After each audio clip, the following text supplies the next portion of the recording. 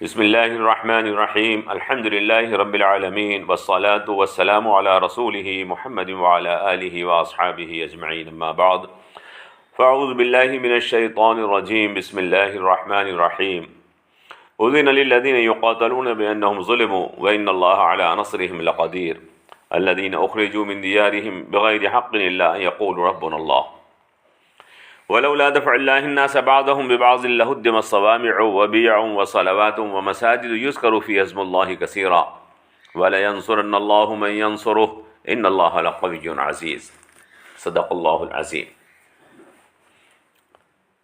برادران ملت اسلامیہ اور عزیز بہنوں، مفسرین نے لکھا ہے کہ جہاد کے لیے سب سے پہلی آیت یہی آیت نازل ہوئی ہے۔ یہ آیت مدینہ منورہ میں ذی الحجہ سن 1 ہجری میں نازل ہوئی۔ جنگ بدر رمضان المبارک سن 2 ہجری میں ہوئی۔ گویا یہ آیت جنگ بدر سے تقریباً 8 مہینے پہلے نازل ہوئی تھی۔ اس آیت مبارکہ کے نزول سے پہلے سریہ حمزہ، سریہ عبید ابن الحارث، سریہ سعد ابن ابی وقاص، غزوہ ابوا، غزوہ بوات وغیرہ ہو چکا تھا، جن کا ہم نے سابقہ درس میں ذکر کیا ہے۔ جو حضرات ان غزوات اور سرایا کے بارے میں جاننا چاہیں وہ گزشتہ درس کو سماعت فرمائیں۔ کافروں کی طرف سے مدینے پر بار بار حملے ہو رہے تھے، جن میں مسلمانوں کا جانی اور مالی نقصان ہو رہا تھا۔ اس آیت مبارکہ کو اللہ تبارک و تعالی نے اس وقت نازل فرمایا۔ اس کا ترجمہ اس طرح ہے: جن سے وہ جنگ کر رہے ہیں انہیں بھی جنگ کی اجازت دی جاتی ہے، کیونکہ ان پر ظلم کیا جا رہا ہے۔ بے شک اللہ ان کی مدد پر قادر ہے۔ یہ وہ لوگ ہیں جنہیں ناحق ان کے گھروں سے نکالا گیا، صرف ان کے یہ کہنے پر کہ ہمارا پالنے والا صرف اللہ ہے۔ اگر اللہ تعالیٰ لوگوں کو آپس میں ایک دوسرے کے ذریعے سے نہ ہٹاتا رہتا تو عبادت خانے اور گرجا گھر اور خدا کو یاد کرنے کی جگہیں اور یہودیوں کے معبد خانے اور وہ مسجدیں ڈھا دی جاتی ہیں جہاں اللہ کا نام بکثرت لیا جاتا ہے۔ جو اللہ کی مدد کرے گا تو اللہ بھی اس کی مدد ضرور فرمائے گا۔ بے شک اللہ بڑی قوتوں والا، بڑے غلبے والا ہے۔ برادران ملت اسلامیہ اور عزیز بہنوں، جہاد کیا ہے اور جہاد کیوں ہے، یہ بات ہمیں خود بھی سمجھنی ہے اور اپنے غیر مسلم بھائیوں کو بھی سمجھانی ہے۔ اسلام کے تعلق سے جو غلط فہمیاں پھیلائی جا رہی ہیں ان کا تدارک ہماری ذمہ داری ہے۔ شیطانی طاقتیں اور گناہ پسند طاقتیں چاہتی ہیں کہ اسلام کی درست اور صحیح تصویر دنیا کے سامنے نہ آنے پائے، جن سے عام لوگ اسلام سے بدگمان رہیں اور مسلمانوں سے نفرت کا ماحول بنا رہے، اور لوگ اسلام اور اسلامی تعلیمات کو قبول نہ کر پائیں۔ مخالفان اسلام کا پروپیگنڈا اتنا زیادہ ہو چکا ہے کہ خود مسلمان بھی اسلام اور جہاد کے بارے میں اپنے دلوں میں غلط تصورات اور اپنے ذہنوں میں غلط خیالات رکھے ہوئے ہیں۔ ہم گزشتہ اسباق میں آپ کو ایمان اور اسلام کا مطلب بتا چکے ہیں۔ تفصیلات آپ ان درسوں میں سن سکتے ہیں۔ اسلام وہ مذہب ہے جو دنیا میں امن اور سلامتی قائم کرنے آیا ہے۔ مسلمان اسی شخص کو کہتے ہیں جو امن اور سلامتی کے ساتھ رہتا ہے اور دوسروں کو بھی امن اور سلامتی کے ساتھ رہنے کے لیے حالات پیدا کرتا ہے۔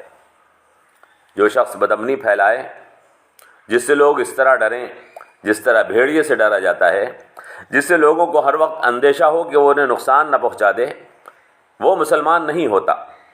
حدیث مبارکہ میں اللہ کے رسول نے ارشاد فرمایا ہے: المؤمن مالف ولا خیر فی من لا یالف ولا یولف۔ مسند امام احمد میں یہ حدیث ہے۔ مومن خود بھی نرم ہوتا ہے، سراپا الفت اور محبت والا ہوتا ہے، اور اس شخص میں کوئی بھلائی نہیں جو نہ کسی سے محبت رکھتا ہو اور نہ کوئی اس سے محبت رکھتا ہو۔ میرے عزیزو، جو شخص انسانوں سے محبت نہیں کرتا اس سے بھلائی اور خیر کی امید نہیں ہے۔ مسلمان دنیا میں خیر اور بھلائی اور نیکی پیدا کرنے کے لیے بھیجا گیا ہے، لہذا مسلمان کے لیے ضروری ہے کہ وہ ہر انسان سے بلکہ ہر جاندار سے محبت کرے۔ الخلق عیال اللہ، ساری مخلوق اللہ کا خاندان ہے۔ جس طرح آدمی کو اپنے خاندان سے محبت ہوتی ہے، ایمان والے کو اسی طرح ساری مخلوق سے اور ہر انسان سے محبت ہوتی ہے۔ حدیث مبارکہ میں اللہ کے رسول صلی اللہ تعالیٰ علیہ وسلم نے ارشاد فرمایا، حدیث بخاری میں ہے، لن یزال المؤمن فی فسحۃ من دینہ ما لم یصب دما حراما، مومن دین کے دائرے میں اسی وقت تک باقی رہتا ہے جب تک وہ خون ناحق سے بچتا رہتا ہے۔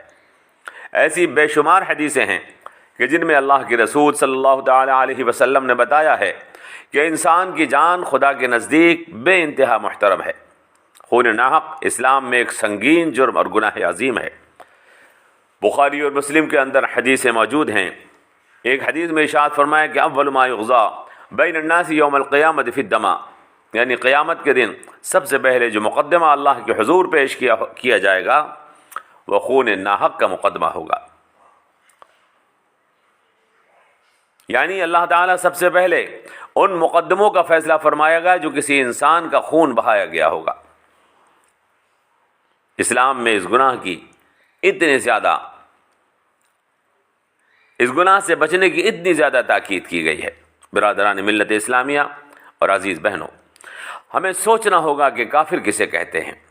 ہم نے ایک سبق میں آپ کو تفصیل سے بتایا تھا کہ کفر کے معنی عقل پر پردہ پڑ جانے کے ہوتے ہیں۔ کافر کو کافر اسی لیے کہتے ہیں کہ وہ باطل معبودوں کی محبت اور ان سے تعلق کی وجہ سے اپنی عقل پر پردہ ڈال دیتا ہے اور سمجھنے کی کوشش نہیں کرتا کہ سچ کیا ہے اور غلط کیا ہے، لیکن اس کے باوجود وہ اللہ کا انکار کرتا ہے۔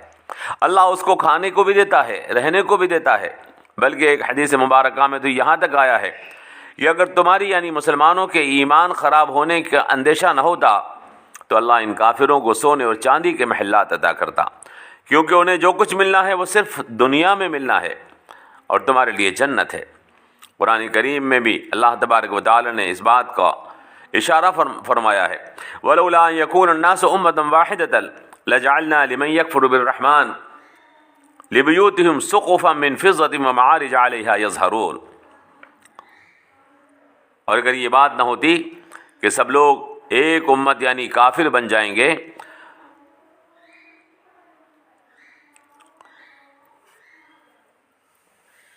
تو ہم بنا دیتے ان کے لیے جو رحمان کا انکار کرتے ہیں مکان، سونے اور چاندی کی چھتیں اور سیڑھیاں جن پر وہ چڑھتے اور ان کے گھروں کے دروازے اور ان کے بسترے جن کے اوپر وہ تکیہ لگاتے ہیں وہ بھی چاندی اور سونے کے ہوتے۔ لیکن اللہ نے ایسا نہیں کیا، کیونکہ اگر کافروں کو دنیا کی اتنی آسائش دے دی جائے تو بہت کم لوگ تھے جو ایمان پر باقی رہ پاتے۔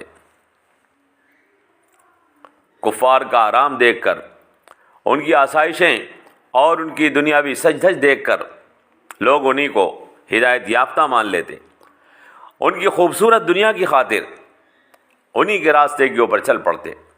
اسی لیے اللہ نے ایسا نہیں کیا، بلکہ دنیا میں کافروں اور مسلمانوں میں بس تھوڑا سا فرق رکھا ہے۔ ایک حدیث مبارکہ میں اللہ کے رسول صلی اللہ تعالیٰ علیہ وسلم نے ارشاد فرمایا کہ لو کانت الدنیا تعدل عند اللہ جناح بعوضۃ ما سقى عنها کافرا شربۃ ماء، ترمذی اور ابن ماجہ میں یہ حدیث ہے۔ اگر اللہ کے نزدیک دنیا کی قیمت، لو کانت الدنیا تعدل عند اللہ جناح بعوضۃ، اگر اللہ کے نزدیک دنیا کی قیمت مچھر کے پر کے برابر بھی ہوتی تو کسی کافر کو پانی کا ایک گھونٹ بھی نصیب نہ ہوتا۔ برادران ملت اسلامیہ، یہ باتیں آپ کی خدمت میں عرض کرنے کا مقصد کیا ہے؟ یہ دنیا اللہ کے نزدیک بے حیثیت ہے، اور اسی کے ساتھ کافر کو بھی اللہ نے پیدا فرمایا ہے، اس کے کھانے اور پالنے کی ذمہ داری بھی اللہ نے اپنے اوپر لے رکھی ہے۔ اسی لیے اللہ تعالیٰ کافر کو دنیا دیتا ہے اور دیتا رہے گا۔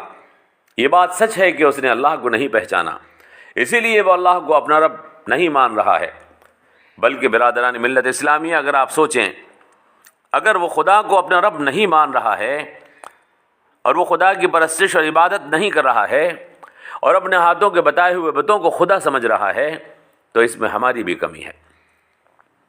ہم نے اس کو اسلام کا ٹھیک ٹھیک مطلب نہیں بتایا ہے، اس کو جہاد کا درست مقصد نہیں سمجھایا ہے، وہ جن جھوٹی محبتوں میں گرفتار ہے اس سے اس کو نہیں بچایا ہے۔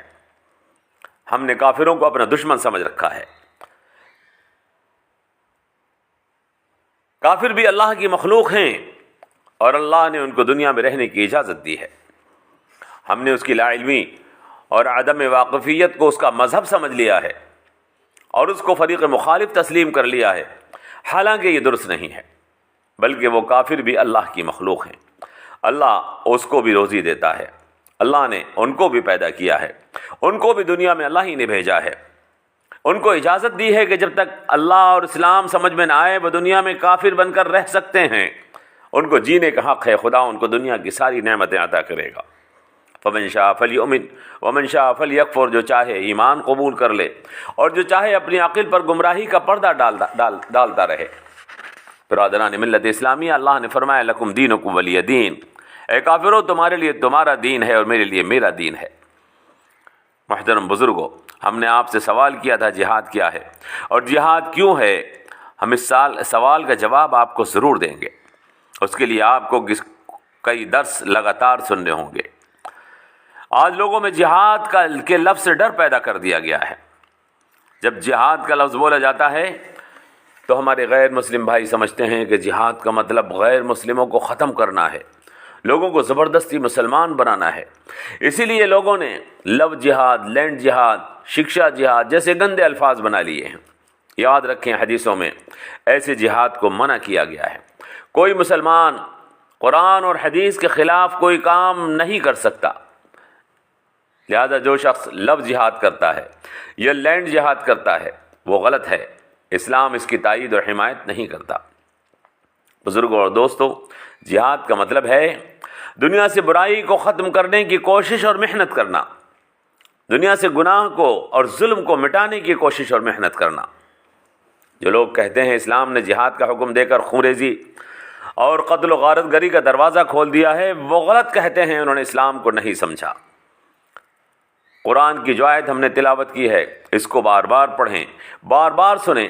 اللہ نے صاف طور پر پہلی وحی میں جس میں جہاد کا حکم دیا گیا فرما دیا ہے کہ اگر جہاد کی اجازت نہ ہوتی تو خدا کا نام لینا مشکل ہو جاتا، عبادت خانے منہدم کر دیے جاتے، لہذا اللہ نے جہاد کی اجازت دے دی ہے تاکہ عبادت خانے باقی رہیں، عیسائیوں اور یہودیوں کے معبد خانے باقی رہیں، وہ عمارتیں باقی رہیں جن میں خدا کو یاد کیا جاتا ہے، اور فرمایا تاکہ مسجدیں باقی رہیں تاکہ ان میں اللہ کا ذکر کیا جائے۔ آیت مبارکہ میں صاف طور پر فرما دیا گیا ہے جہاد کا حکم اسی لیے ہے کہ فساد پھیلانے والوں کو دفع کر دیا جائے۔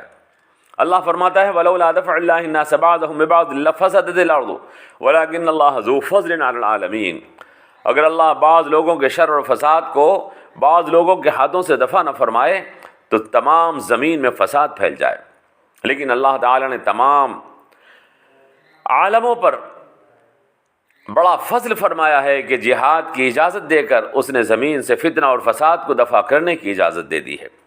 اسی آیت مبارکہ میں یہ بھی بتا دیا گیا ہے کہ صحابہ کو جہاد کی اجازت صرف اس لیے دی گئی تھی کہ ان پر ظلم اور زیادتی کی گئی تھی۔ صحابہ کو جہاد کی اجازت صرف اس لیے دی گئی تھی کہ ان پر ظلم اور زیادتی کی گئی تھی، بے قصور لوگوں کو گھروں سے نکالا گیا تھا، بے گناہوں کو قتل کیا جا رہا تھا، اس لیے اللہ نے ان کو اجازت دے دی، صرف اس وجہ سے کہ وہ کائنات کے سچے خالق اور مالک کی عبادت کرتے تھے۔ لہذا خالق کائنات نے ارادہ فرمایا کہ ایسے لوگوں کی مدد کی جائے، لہذا انہیں جہاد کی اجازت دی۔ برادران ملت اسلامیہ، ہم اپنے آئندہ اسباق میں اس سلسلے کی مزید تفصیل آپ کی خدمت میں پیش کریں گے، اور جہاد کیا ہے اور کیوں ہے کا صحیح مطلب آپ کی خدمت میں دلائل کے ساتھ پیش کریں گے تاکہ سب کو معلوم ہو سکے کہ اللہ نے جہاد کیوں فرض کیا ہے اور جہاد کی اجازت کیوں دی ہے۔ جہاد اپنے آپ کوئی ایسا حکم نہیں ہے جو مقصد ہو، بلکہ اس کا مقصد دنیا سے برائی کو اور گناہ کو اور ظلم کو ختم کرنا ہے۔ اللہ سے دعا کیجیے اللہ تبارک و تعالی ہمیں قرآن کی، دین کی، اسلام کی صحیح سمجھ عطا فرمائے، اور قرآن اور دین اور اسلام کا صحیح پیغام ہمیں اپنے غیر مسلم بھائیوں تک پہنچانے کی توفیق عطا فرمائے، تاکہ وہ اسلام کے سلسلے میں جن بدگمانیوں کا شکار ہو گئے ہیں، جس کی وجہ سے وہ اسلام سے نفرت کرنے لگے ہیں، تاکہ وہ ان کی نفرت میں کمی واقع ہو۔ اللہ سے دعا کیجیے اللہ تبارک و تعالی ہمیں صحیح اسلام کا صحیح تصور اپنے دلوں میں بٹھانے کی توفیق عطا فرمائے اور اس پر عمل کرنے کی توفیق عطا فرمائے۔ والسلام علیکم ورحمۃ اللہ وبرکاتہ۔